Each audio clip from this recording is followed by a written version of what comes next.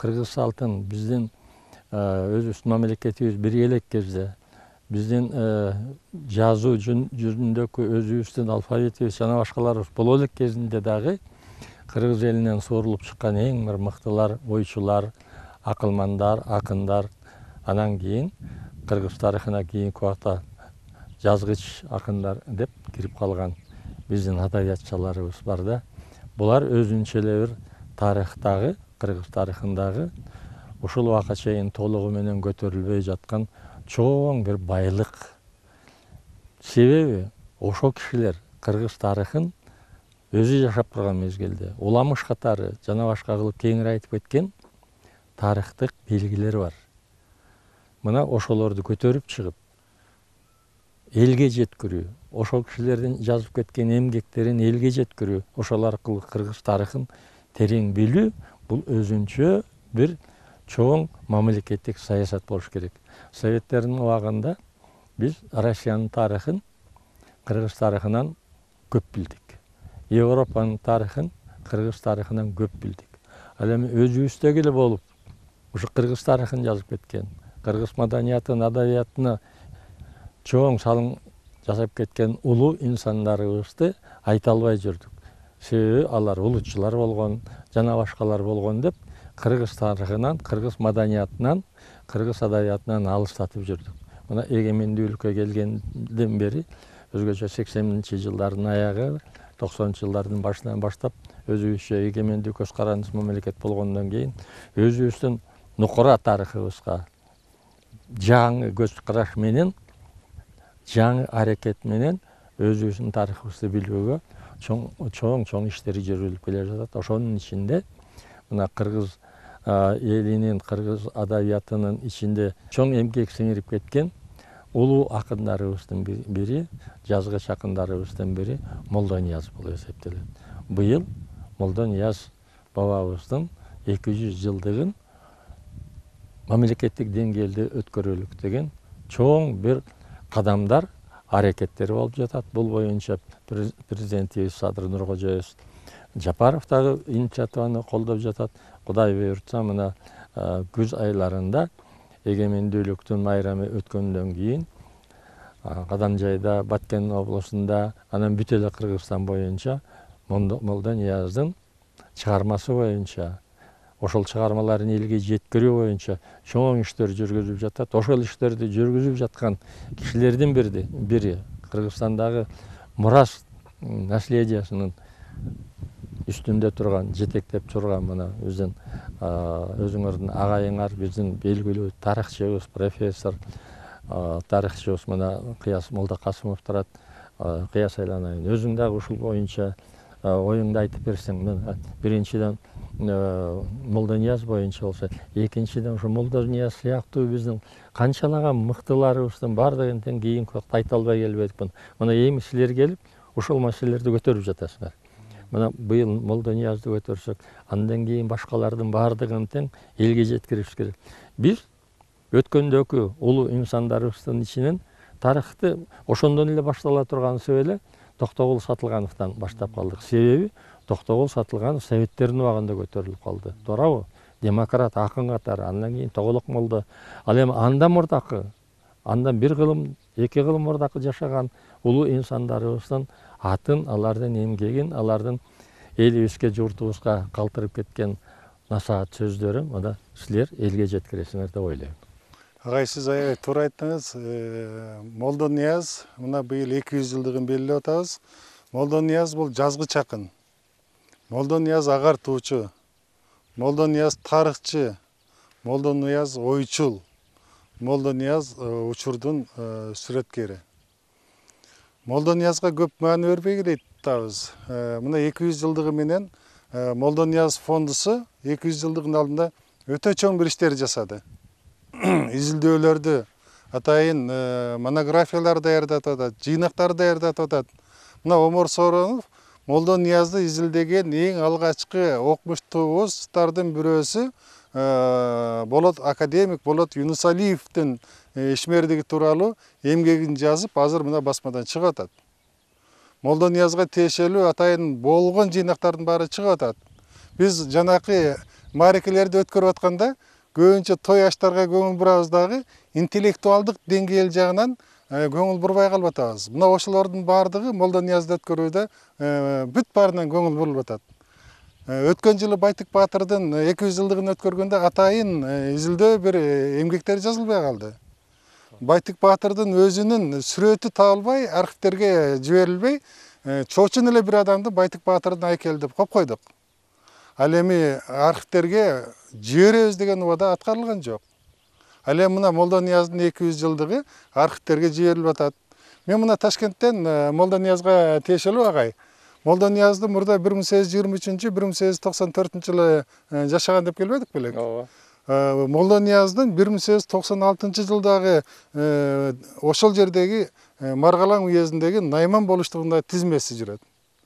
Молдонияздын өзүнүн ырларында 1898 жылдагы Анжан көтөрүлүшү жөнүндө саптары жүрөт. Демек 94 жылы каза болсо, 98 жылы кантип ыр жазмак эле. Молдонияздын 1905 жылдагы тизмеде аты жөнү жүрөт. Демек архивден ошондой бир жаңы маалыматтар табылып атат. Эми буюрса Молдонияздын балдарды кантип окуткандыгы тууралуу архивдик булактарды издеп атам. Ал табылып калса, анын агартуучулук иши андан дагы тереңдейт. Ошон үчүн мына Молдонияз ар тараптан изилденип, анан биз жалаң эле жанагы баатырларды эми мааракесин өткөрүшүбүз керек. Бирок интеллектуалдуу, жазгыч, акын, ойчул, ошо баалуулуктарды алып жүргөн адамдарды дагы биз баалап 200 жылдыгын мамлекеттик чоң бир масштабта дагы өткөрөт турган мындай учурлар келди. Мына агай өзүңүз Токтогул Сатылгановдун 125 жылдыгын кандай деңгээлде өткөргөнсүз? Туура, мен өзүңүз өткөргөнсүз, башында тургансыз. Анан ошол Молдониязды дагы мааракесин ошондой деңгээлде өткөрүлсүн деп туруп, мына сизден көп кеңештерди сурап атабыз. Анан ошондой бир Молдонияздын 200 жылдыгына өтө мамлекет тарабынан көңүл бурулса экен, президент өзү ушуну колдоп, буюрса жарлыгын чыгарам, керек болсо деп ушундай бир жакшы сөздөрүн айтып атыптыр. Анан ошондой бир жакшы деңгээлде күзүндө бышыкчылык мезгилинде Молдонияздын эмгектери менен интеллектуалдык деңгээлде жер жерлерде илимий конференциялардын коштоосунда жаңы маалыматтардын негизинде ошо Молдонияз фондусунун баягы демилгесин бүт мамлекет колдоп, ошондой бир жогорку деңгээлде өткөрүп алсак, ошондой өзүңүз өткөндө да баткен жерин кыдырып келдиңиз, кадам жайга бардыңыз, ошол жерден өзүңүз дагы башында аксакал, баатырыбыз катары туруп берсеңиз, буюрса анын мааракеси ушунчалык бир жогорку деңгээлде өтөт деп үмүттөнүп атабыз. Ушуга бүгүнкү күнгө чейин жарлык чыга элек, өкмөттүн токтому чыга элек, ошону бир эртелетип, даярдык иштерин эртерээк баштабасак, былтыр жана Байтык Баатырдын 200 жылдыгына шашып калбадыкпы? Май айында жарлык чыкты, август айында өтүп калды. Азыр эми эртерээк баштасак деген аракетибиз мына декабрдан бери болуп атат. Эмнегедир бир аз кармалып атат. Ошого кичине бир көңүл буруп койсо экен деп, ошондой бир чети мындай өтүнүп, суранып кетмекчибиз да. Баарыбыз сыймыктанган ушул экөөбүздөн окуган улуттук университеттин ректору болуп турган Болот Юнусалиев агайыбыздын калтырып кеткен ушулар боюнча эмгектери. Кийинки эле жылдары эгемендүүлүктүн мезгилинде ушул Молдонияздын чыгармачылыгына академик Какеев да көп көңүл буруп жүрдү. Аскар Чукутаевич Какеев көңүл буруп жүрдү. Мына ушуну улантып өзүң айткандай, бул улуу агабыздын 200 жылдык юбилейин эң жогорку деңгээлде өткөрүш үчүн жөн эле элди чогултуп, той эле жасап, ат чабыш кылып койбой, чай берген эмес, ошол кишинин эмгегин элге жеткирүүдө турат. Бул бир. Экинчиси, өзүң айтып кеттиң, ошону өзүмдүн оюмду айтып кетишим керек болуп турат. Мына Канай уулу Байтык Баатырдын 200 жылдыгы абдан жакшы деңгээлде өттү. Чуңкурчак өрөөнүндө, Чуңкурчак жайытында президентибиз баш болуп, абдан жакшы деңгээлде өттү, анда маселе жок. Ошонун эстелиги мына жакында Бишкек шаарында ачылды. Мен мурда ошол эстеликтин коюла турганын уккан эмес экенмин. Анан эмне эскиздер, конкурска кимдер катышып жатат деген ой пикирди мен уккан эмес экенмин. Барып ачылып атканда көрдүм дагы абдан капа болдум. Ошону мен айтып койгум келип турат кыргызстандыктарга айланайын. Мына силерге окшогон окумуштууларга мына ошо мурас деген наследияны өзүбүздүн узартып келе жаткан, башкарып келе жаткан киши катары өзүңө дагы айтып коеюн. Ушундай эстеликтерди коердун алдында өзгөчө тарыхый инсандардын, тарыхый окуяларга байланыштуу мындан бир нече ондогон, жүздөгөн жылдар мурда өтүп кеткен окуялар, инсандар боюнча эстеликтер коюла турган болсо, ошону адегенде мындай тарыхчылар, окумуштуулар терең изилдеп, анан ошонун бир образын чыгарган эстелик койсоңор. Мынау Канай паркында коюлган Канайдын эстелиги. Бул Байтык Баатырдын эстелиги, Байтык Баатырдын атында коюлган парктын ичиндеги Байтык Баатырдын эстелиги бул бир шылдың болуп калды. Себеби ал жерде Байтык Баатыр эмес, ал жерде Верещагин деген орустун эң бир көрүнүктүү художниктердин бири болгон. Ошол Кыргызстанга келген, Орто Азияны кыдырган, башка жакка чейин барган киши.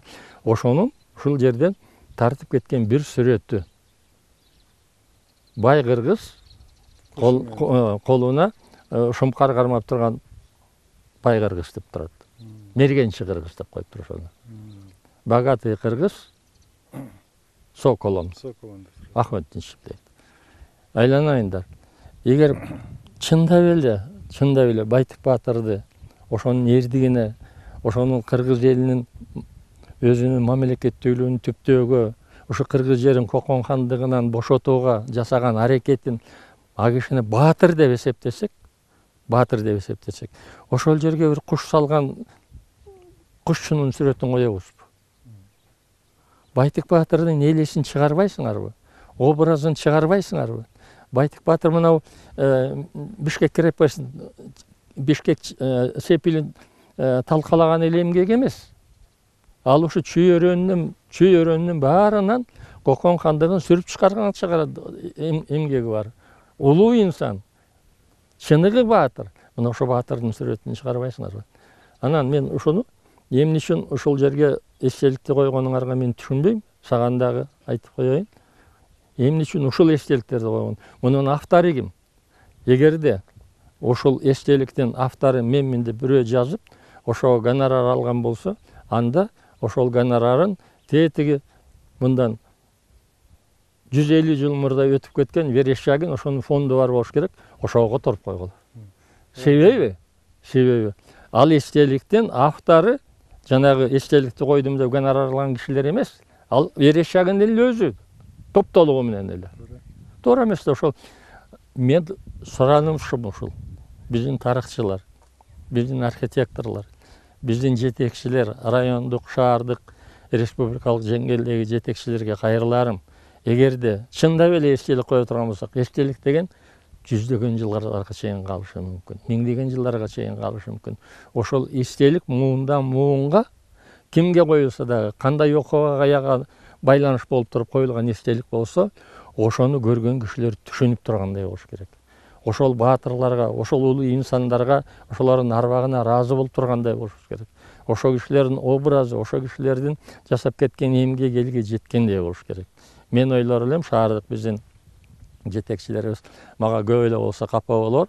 Бирок чындап эле ошол Байтык Баатырдын эстелигин кое турган болсоңор, муну Верещагиндин бир сүрөтүнөн алынган эстелик деп коюп койгула дагы, ар жагына жакшынакай кылып туруп Байтык Баатырдын өзүнүн образын ачкан жакшынакай эстелик коюшуңар керек. Ушул эстелик курулуп атат, даярдалып атат дегенде өкмөттүн чоң бир жыйынында бул эстелик туура эмес. Бул Байтык Баатыр эмес. Верещагин бул жака 1868-69 жылдары келгенде бул жакта тартылган сүрөт эмес. Бул 1871-жылы Мюнхенде тартылган сүрөт.